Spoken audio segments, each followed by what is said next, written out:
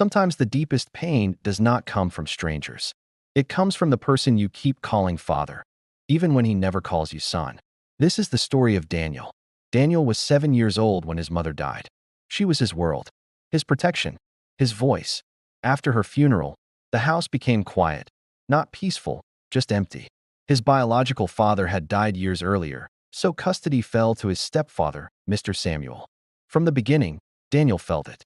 Not hatred spoken aloud, but rejection shown in silence.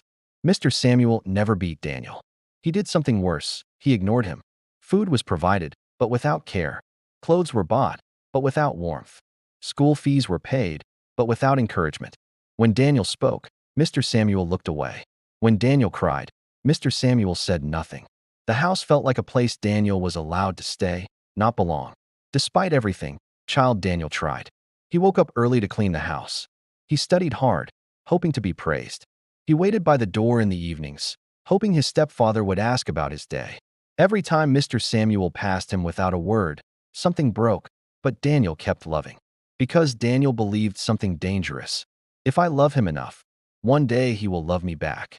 One evening, after Daniel accidentally broke a plate, Mr. Samuel finally spoke. "Stop pretending," he said coldly.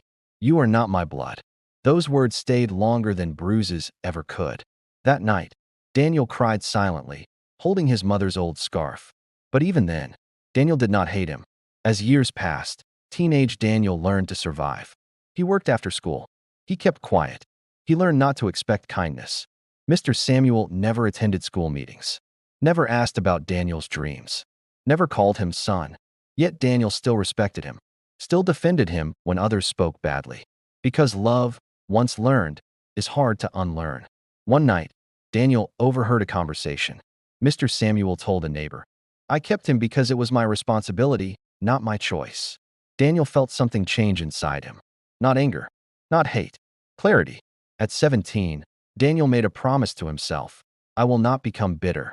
I will not become cruel. I will become strong." He left the house quietly months later to work in another town. Mr. Samuel did not stop him, did not ask where he was going. And Daniel still said goodbye respectfully. Daniel walked into the world alone, without parents, without guidance, but with a heart that still knew how to love. He did not know that life was preparing something painful and something powerful. If this story touched your heart, like this video. If you believe children feel pain deeply, comment part 2 below to see what happens next. If you know someone who needs to hear this story, share it. And don't forget to subscribe, because the story of Daniel is far from over. And the next chapter will reveal his strength, his struggles, and the moment his stepfather finally realizes what he lost.